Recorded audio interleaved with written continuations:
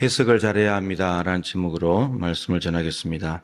오늘 본문을 보면 예수님과 제자들이 길을 가다가 나면서부터 선천적으로 앞을 보지 못하는 시각장애인을 만나게 됩니다. 같은 사람을 만났는데 제자들과 예수님의 이 사람을 보고 해석하는 게 달라요. 오늘 그게 이제 핵심입니다. 제자들은 어떻게 해석을 하냐? 2절입니다. 예수님께 묻죠. 예수님, 이 사람이 맹인으로 시각장애인으로 태어난 것이 누구의 죄 때문입니까? 이 사람 죄 때문입니까? 부모 죄 때문입니까? 이렇게 묻습니다. 이것은 당시 유대인들의 사고방식을 반영하는 제자들의 말이에요. 그러니까 이런 거죠. 시각장애인으로 태어난 것을 두고 죄와 연관시켜서 해석을 하려고 하는 거예요.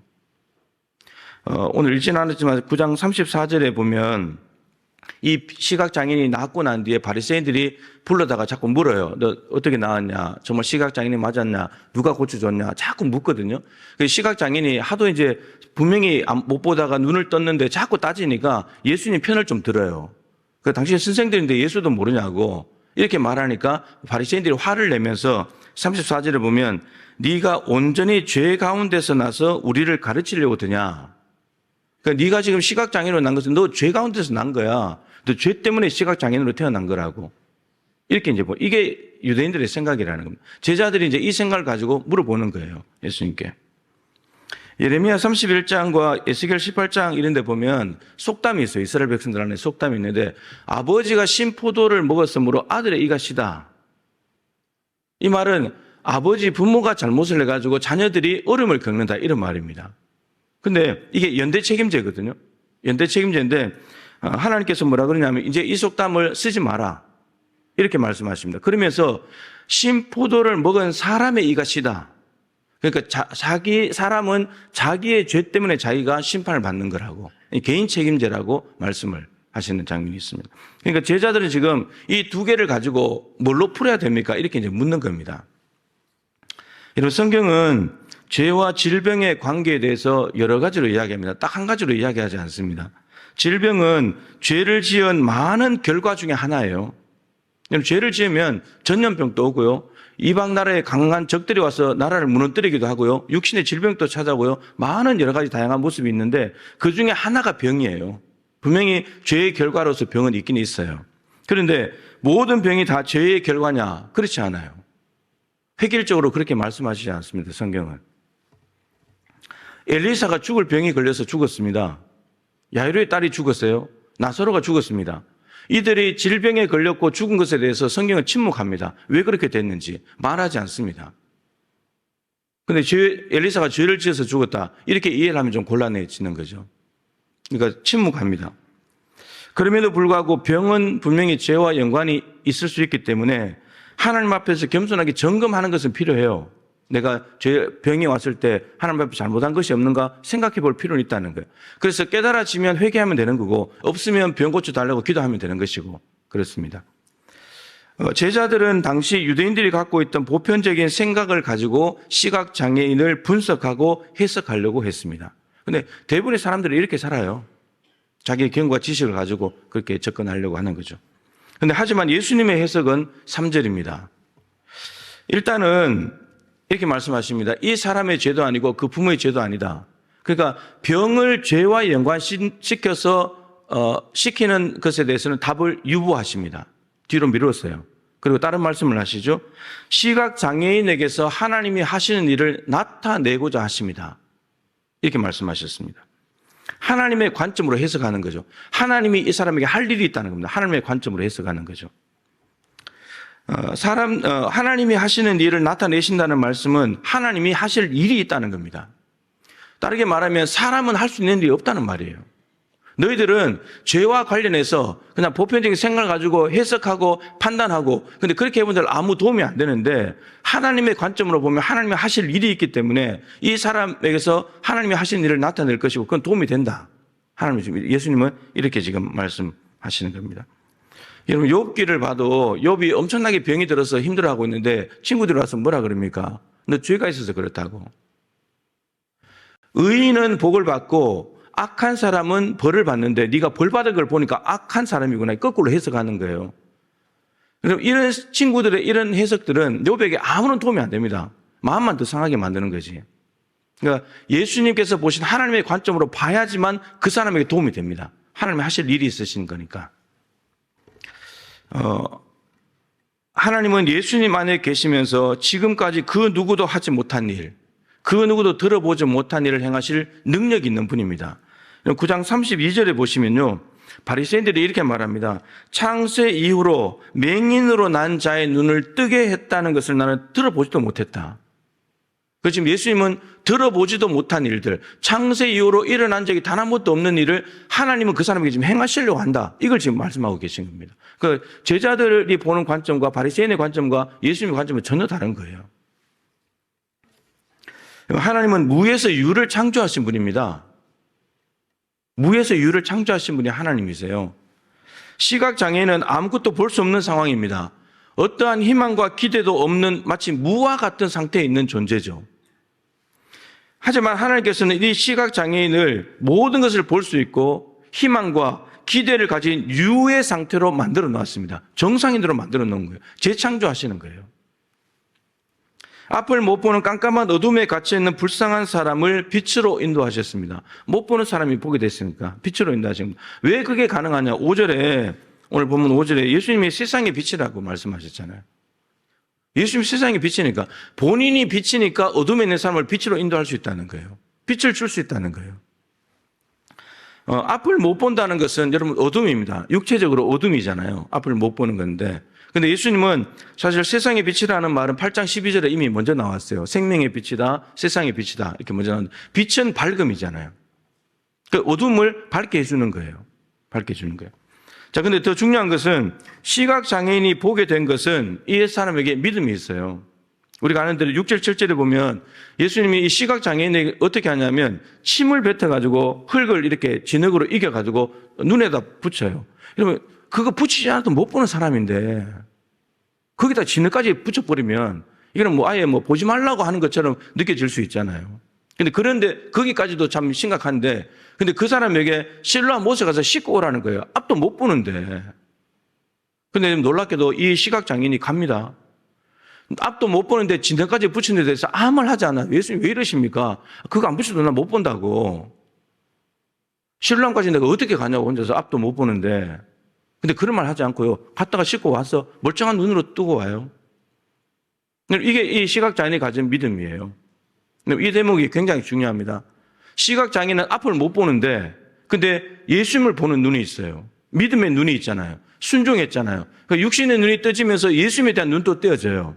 그래서 9장 38절에 보면 네가 인자를 믿느냐? 주여 내가 믿습니다. 내가 메시아를 믿습니다. 당신을 인자로 믿습니다. 이렇게 고백을 해요. 근데 바리새인을 비롯한 제자들 수많은 사람들은 앞을 멀쩡히 보고 있습니다. 우리도. 근데 멀쩡히 앞을 보는 눈을 가지고 메시아 예수님을 못 봅니다. 영적 시각장애인이에요. 우리가. 앞을 못 보는 육신적인 시각장애인보다도 훨씬 더 심각한 것이 영적 시각장애인이에요. 오늘 말씀은 사실은 그걸 보여주는 겁니다. 바리새인들과 이 병 고치고 난 뒤에 일어난 여러 가지 일들을 가지고 사람들이 논쟁을 하고 막 이렇게 할 때 너희들이 진짜 맹인이라고. 이런 39절 말씀에 보면 예수님께서 맹인은 보게 하고 보는 사람은 맹인이 되게 한다고 그랬습니다.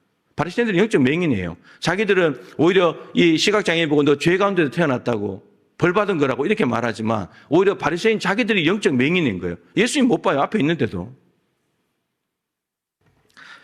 망하는 일만 남은 우리 죄인에게 하나님께서 나타내신 일은 십자가 구원입니다. 썩을 양식을 위해서 날마다 헛수고하며 쫓아다니는 우리 인생에게 하나님이 하신 일을 나타내시는데 무슨 일을 나타내시냐? 예수님이 생명의 떡이라는 겁니다. 길을 몰라서 헤매는 우리 인생에게 하나님이 나타내신 일은 무엇이냐 하면 길이 되시는 거예요. 자기 소견에 옳은 대로 자기 마음대로 살아가는 인생에게 하나님이 하시는 일을 나타내시는데 무슨 일을 나타내시냐? 선한 목자를 보내신 거예요. 우리는 아무것도 못하는 것 같고 할 일이 없어 보이지만 하나님은 하실 일이 너무 많기 때문에 오시고 우리에게 하시는 거예요. 이런 책 제목이 있습니다. 우리가 많이 고민하고 성경에도 고민하는 사람들의 이 고민인데 왜 착한 사람에게 나쁜 일이 일어날까? 여러분들 그런 생각 한번 해보신 적 있으시죠? 좋게만 살아가는데 남에게 해코지 안 하고 착하게 살아가는데 왜 나쁜 일만 자꾸 생기냐? 근데 우리는 이 질문을 바꿔야 된다는 거예요. 어떻게 바꿔야 되냐? 어떻게 우리 같은 죄인에게 좋은 일이 생길까? 우리 이렇게 질문해야 됩니다. 시편 130편 3절에 여호와여 주께서 죄악을 지켜보실지 주여 누가 서리이까? 여러분, 하나님께서 우리의 죄악을 다 지켜보고 계신데 우리가 하나님 앞에 설 사람이 누가 있겠냔 말이에요. 근데 우리는 우리에게 일어난 좋은 일은 생각지 못하고 하나님의 거룩하신 하나님 앞에 설 수 없는 이 죄인을 받아주셔가지고 하나님 앞에 지금 우리가 서서 예배하고 있는데 이 좋은 일이 일어났는데도 불구하고 늘 눈에 나쁜 일만 일어난다고 불평불만만 한다는 거예요. 여러분, 우리는 때로 해석을 하는 입장일 때도 있지만 해석을 받는 입장일 때도 있어요. 누군가가 나에게 이러한 일을 두고 해석할 수 있잖아요. 그죠? 생각할 수 있는데 여러분, 이 시각장애인의 입장에서 듣는 사람의 태도가 얼마나 중요한가도 아주 중요해요. 두 가지, 시각장애인에게 두 가지가 필요한데 첫 번째는 주변 사람들의 생각과 해석에 귀를 기울이면서 자신의 시각장애를 죄와 연관시키지 않는 태도가 필요해요. 우리가 듣는 입장일 때 누군가가 당신 그 죄 때문에 그래 이렇게 말하면 그거 연관시키지 않는 그 태도가 좀 필요하다는 거예요. 만일에 죄와 연관돼서 해석을 하는 것을 받아들이게 되면 부모의 죄라고 하면 어떤 마음이 들겠습니까? 부모를 원망하겠죠. 우리 부모 때문에 내가 왜 고통을 당해야 돼? 이렇게 되는 겁니다. 그럼 자신의 죄 때문이라고 한다면 죄책감에 빠지겠죠. 이렇게 된다는 겁니다. 그러니까 죄와 연관짓는 해석을 조금은 뒤로 밀어놓을 필요가 있다. 받아들이지 않을 필요가 있다는 거죠. 그리고 또 한 가지는 받아들여야 될 것은 예수님의 해석을 받아들이는 거죠. 예수님께서 말씀하신 해석을 받아들이게 되면 부모를 원망할 필요가 없어요. 자기 죄책감에 빠질 필요가 없습니다. 하나님이 하실 일이 있다고 하니까 오히려 기대를 해야죠. 나 같은 사람에게도 하나님이 하실 일이 있구나. 내 부모도 나한테 한 일이 없고 할 수 있는 일이 없는데 주변 사람들은 그냥 판단만 하고 분석만 하고 해석만 하고 있는데 하나님이 하실 일이 있다는 걸 나는 기대해야지. 이렇게 가는 겁니다. 원망하거나 자책을 할 때 죄와 연관된 해석을 받아들이면서 원망하거나 자책을 하게 될 때 가장 심각한 문제는 예수님의 해석이 귀에 안 들어온다는 거예요. 하나님과 관계가 멀어져 버려요. 여러분, 이 시각장애인에게 우리가 해석을 할 때는 제자들처럼 사람들 혹은 세상의 관점으로 해석하는 것이 아니라 예수님처럼 하나님의 관점으로 성경의 입장으로 해석을 해줘야 되고, 그리고 우리가 해석을 받을 때는 예수님께서 하신 해석을 우리가 받아들이는 것이 필요하다는 거예요. 사람들의 해석보다도 예수님께서 뭐라고 말씀하시는지 받는 것이 중요하다는 거예요. 그게 복음이니까. 여러분, 시각장애인에게 죄가 있어서 그래 이렇게 말하는 거고 하나님이 나한테 하실 일이 있대, 어느 게 복음일까요? 여러분들이 이 입장이라면 당신 죄가 있어서 그래 이렇게 말하는 거고 하나님이 하실 일이 있대요, 어느 게 복음이에요? 후자가 복음이잖아요. 우리가 그렇게 해석을 해줘야 되고 그런 해석을 받아들여야 되고, 이게 중요하다는 겁니다. 예수님은 설사 죄가 있다고 하더라도 회개하면 정죄하지 않으시고 용서하시면서 새로운 삶을 선사하시는 분입니다. 그러면 죄가 없는데도 태어날 때부터 시각장애인인 사람은 쓸모없는 인생, 버려진 의미 없는 존재인가? 그렇지 않습니다. 하나님이 하실 일이 있대요. 버려진 존재가 아니에요. 쓸모없는 인생이 아니에요. 오히려 빛이신 예수님께서 하나님이 어떤 분이신지, 하나님이 어떤 능력을 가지신 분인지를 보여주고 드러내야 될 그런 존재라고 말씀하십니다. 지금의 삶이 힘들고 고달프고 견디기 힘드십니까? 여러분, 우리가 좀 생각을 바꿔보자는, 해석을 바꿔보자는 거예요. 아, 하나님이 내 인생에 하실 일이 있겠구나, 이렇게 생각을 해보자는 거예요. 이게 믿음이에요. 이게 믿음이에요. 몸이 아프고 상황이 나쁘고 힘든 일을 하나님의 관점으로 해석하는 것이 매우 중요하다는 걸 말씀드렸는데, 그럼 이것만 있는가? 우리의 인생에 반대도 있잖아요. 부귀영화를 얻게 되고 힘과 권력을 소유하게 되고 잘 되고 형통할 때, 그럼 그때는 어떻게 해야 되는가? 여러분, 똑같습니다. 여전히 하나님의 관점으로 해석해야 합니다. 이 말은 무슨 말이냐면은, 왜 하나님께서 부귀영화를 나에게 주셨을까? 힘과 권력을 왜 주셨을까? 이것을 생각하고 살아야 그 의도와 목적에 맞게 살아드릴 수가 있는 겁니다. 그렇지 않으면 또 엉뚱한 길로 가는 거예요. 에스더 이야기를 너무 잘 알잖아요. 하만에 의해서 유대인 전체가 몰살당할 위기에 처했는데, 근데 하필 그때 에스더가 왕후가 되어 있어요. 그럼 이 위기 상황에서 왕후가 된 에스더, 이 상황을 모르드게가 에스더에게 말하잖아요. 너 혼자 피할 생각하지 마라. 너 왕후의 자리에 있다고 해서 너 혼자 살려고 하는데 그렇게 해석하면 안 된다. 오히려 하나님께서 이 위기의 때에 우리를 구원하시려고 너를 미리 예비해 놓으신 거라고. 모르드게가 이렇게 해석을 해요. 그래서 이 에스더가 금식하면서 기도하고 난 뒤에 모르드게의 뜻을 따릅니다. 그래서 유대인들이 다 구원을 얻게 되었습니다. 힘과 권력을 소유하고 높은 지위를 얻는 것은 나의 명예와 출세를 위한 것이 아닙니다. 하나님이 하시는 일을 나타내시기 위함입니다. 왜냐하면 그 자리에 그런 부귀영화를 주신 분이 하나님이시기 때문에. 누가복음 12장 또 많이 말씀드렸잖아요. 부자 이야기. 원래 부자였어요. 농사를 지었는데 대박 났어요. 증축했어요. 창고를. 잔뜩 갖다 쌓아놨어요. 근데 자기에게 이렇게 일어난 부귀영화를 보면서 해석을 이렇게 했어요. 잘 먹고 마시고 즐기자. 완벽한 노후 준비 끝났다. 이렇게 해석을 했어요. 근데 예수님께서 말씀하시죠. 사람의 생명이 소유에 넉넉한 데 있지 않다. 오늘 밤에 네가 죽어버린다면 네 준비한 것은 다 누구의 것이 되겠냐. 그러시면서 예수님은 하나님께 부유하지 못한 사람이라고. 자기에게만 부유한 사람, 자신밖에 모르는 사람, 하나님께는 가난한 사람. 여러분, 이 누가복음의 문맥은 이 가난한 이웃을 돌보지 않는 것이 하나님께 가난한 겁니다. 사람들이 볼 때는 부자를 보면서 부러워하면서 노후 대책을 다 했으니까 참 지혜롭다고 말했겠죠. 그렇게 판단하고 했을 겁니다. 그런데 예수님은 어리석은 사람. 어리석은 사람. 왜 부를 조금도 아니고 넘치도록 풍성하게 부어주셨는지를 잘못 해석하게 되면 하나님의 목적과 다른 삶을 사는 어리석은 사람으로 전락하게 됩니다. 나쁘고 안 좋은 일들, 잘 되고 형통한 일들, 그리고 일상에 일어나는 모든 일들, 이 세 가지를 말씀드렸는데, 여러분 이것을 한꺼번에 입체적으로 종합적으로 보여주는 인물이 있어요. 그게 바로 요셉입니다. 요셉. 지도자가 되는 꿈을 2번이나 꾸었습니다. 하나님께서 지도자로 세우시겠다는 걸 보여주신 거죠. 그런데 그의 인생은 지도자 위로 가야 되는데 밑으로 내려가는, 거꾸로 가는, 정반대로 가는 삶을 살아가고 있습니다. 삶이 연속됩니다. 무려 13년 동안이나.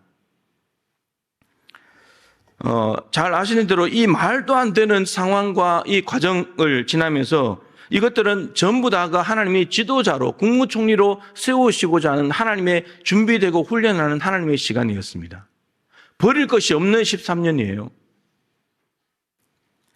참으로 귀한 것은 뭐냐면 하나님께서 요셉과 늘 함께 하시기도 했지만 요셉이 이런 이해되지 않는 꿈과 정반대로 가는 이런 상황에 대해서 원망하거나 불평하는 게 없어요.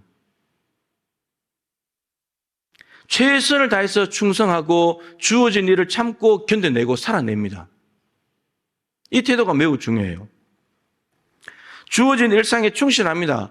보디발의 집에 종이면 종으로서 충실하고 감옥에 가서 죄수면 죄수로서 충실하고 보디발에게 인정받을 만큼 간수장에게 인정받을 만큼 충실한 삶을 삽니다. 17살 고등학교 1학년 나이면 형들에게 버림받았으면 절망하고 뛰어내려야 되는데 그런 삶이 없어요. 그냥 주어진 삶에 충실한 거예요. 누명을 뒤집어 써도 바보같이 그냥 감옥 가요. 자, 근데 더 중요한 것이 뭐냐면 요셉이 죄를 피해요. 아무렇게나 살지 않아요. 버림받은 인생, 누구도 알아주지 않는데 누명까지 뒤집어 써서 마음대로 살자. 쾌락이나 즐기자. 그렇게 살지 않아요. 하나님을 의식하면서 코람데오 하나님 앞에서 죄를 피하면서 그 힘든 시간들을 견뎌내요. 죄는 피하는데 억울한 일들, 고난은 못 피해요. 그대로 당하는 거예요. 실제로 지도자가 되었습니다. 국무총리가 됐죠. 부귀영화, 힘과 권력을 손에 쥐게 되었습니다. 여러분 이때도 요셉이 어떻게 사는지 다 아시잖아요. 자신을 위해서 살지 않아요. 가족을 구원합니다. 애굽 전체에 있는 모든 사람들을, 나라를 살립니다. 애굽뿐만 아니고 주변에 있는 가난한 사람들이 곡식 사러 갈 때 다 살립니다. 그리고 무엇보다 복수하지 않습니다. 보디발의 아내, 왜 나한테 누명 뒤집어 씌웠어? 보디발 왜 나를 감옥에 넣었어? 형들 잡아다가 족치지 않아요. 보복하지 않습니다. 이게 부귀영화 좋은 자리에 왜 가게 하셨는지를 하나님의 관점으로 봤기 때문입니다. 가장 절정이 이거잖아요. 형들을 만났을 때 요셉이 하는 고백, 정말 철저하게 하나님의 관점으로 말합니다. 이렇게 말하죠. 나를 보낸 것은, 애굽에 보냈는데 여러분 보냈다고 말해요. 실제로 어떻게 된 거죠? 팔고 버린 거잖아요. 팔고 버린 건데 요셉은 나를 보낸 거라고 말해요. 여러분 보내는 거하고 팔아버린 건 다르잖아요. 그리고 애굽에 보낸 것은 형들이 아니고 하나님이 보내신 거라고. 형들은 나를 해하려고 악한 일을 꾸몄지만 하나님은 그걸 선으로 바꾸셨다고. 그리고 가족을 구원하고 후손들을 번성하게 하시기 위해서 하나님이 나를 먼저 보내신 거라고. 형들이 팔아버린 게 아니고 나는 먼저 보내신 거라고. 모두가 다 하나님의 관점으로 해석해 버렸어요. 그러니까 형들을 용서할 수 있었어요. 하나님의 관점으로 해석하지 않으면 형들 곡식 사러 갈 때 다 감옥에 가둬놓고 쫄쫄 굶기고 힘들게 해야죠. 이런 묵상이 되는 것은요, 그래서 우리가 어떤 일이 벌어지게 되면은 곧바로 감정적으로 충동적으로 기분을 따라서 분석하고 해석하지 말아야 된다는 거예요. 그렇게 하면 실수하는 거예요. 하나님은 영원하신 분이에요. 그 영원하신 계획을 가지고 일하시는 분이에요. 근데 우리 삶에 한 가지 일이 일어났는데 이 한 가지 일만 보고 영원한 계획을 어떻게 알겠어요, 우리가? 모르는 거예요. 그냥 하나님이 하실 일이 있겠구나 하고 기다리는 거예요. 현실이 뭔가 이해가 안 되지만 참아내는 거예요. 그렇게 살아가다 보면 하나님의 뜻이 드러나는 거예요.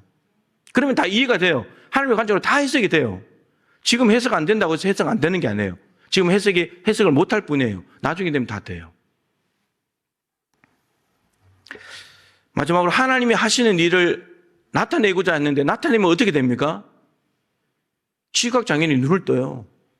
예수를 믿게 됩니다. 더 이상 시각장애인이 아니고 정상인이에요. 하나님의 위대하신 능력이 나타나는 겁니다. 단순히 눈병 하나 고쳤다는 말하고 앞을 못 보면서 태어나면서 못 본 사람이 눈을 뜨게 했다는 말, 어느 게 더 하나님의 위대하심이 드러나는 겁니까? 후자예요, 후자. 하나님을 더 알게 되는 거예요. 기다리면, 하나님의 관점으로 해석하고 기다리면 하나님의 위대하심을 드러내게 되는 거죠. 시각장애인은 하나님의 능력을 보여주는, 드러내는 도구예요. 통로입니다. 하나님 외에는 설명이 안 되는 삶을 살게 돼요. 하나님 하신 일을 나타내버리면. 또 중요한 것은 이 시각장애인에게 나타내신 하나님의 능력을 보게 되면 그걸 보면서 예수 믿는 사람들은 모두가 동일한 생명의 빛을 얻게 됩니다. 다 같이 구원을 얻게 됩니다. 보잘것없어 보이는 한 사람에게 행하신 하나님의 일은 그 한 사람만의 일이 아닌 거예요. 더 많은 사람들을 구원하시고자 하는 하나님의 일인 거죠. 여러분, 모든 일을 하나님의 관점으로 해석하십시오. 그리고 그렇게 해석하는 것을 받아들이십시오. 그래야 내가 믿음이 자라고 시간이 좀 지나서 힘들지만 지나고 나면 하나님의 관점으로 해석이 되면서 하나님이 이해가 되고 하나님의 은혜가 커지고 하나님의 능력을 맛보게 될 겁니다. 그리고 마지막으로 제일 중요한 것은 하나님이 하시는 일은 다 선한 일이다. 이 믿음이 있어야 되는 거예요. 하나님은 우리에게 나쁜 일을 하실 수 없는 분이에요. 본성 자체가 선하시기 때문에 우리가 보기에는 악하게 보이고 나쁜 것처럼 보이지만 하나님은 선하신 분이기 때문에 우리에게 일어나는 모든 일은 다 선한 거예요. 다 우리에게 유익이 될 것입니다. 여러분, 이 믿음 가지고 살아서 지금 여러분에게 일어나는 일들을 하나님의 관점으로 해석하면서 하나님이 하실 일을 기대하면서 그래 정말 하나님이 하시는 일을 나타냈을 때 하나님을 더 알아가고 우리의 믿음이 날로 날로 자라가게 되기를 축복합니다.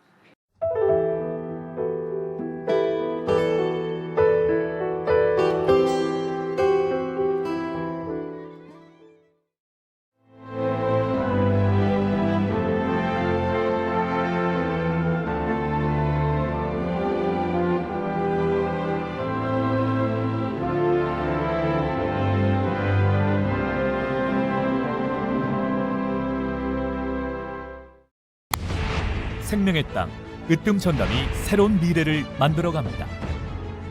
산업의 기초부터 미래 첨단 산업까지 함께하는 기업의 답을 드립니다. 기업이 더 넓은 세계로 더 밝은 내일로 나아갈 수 있도록 전라남도가 함께하겠습니다.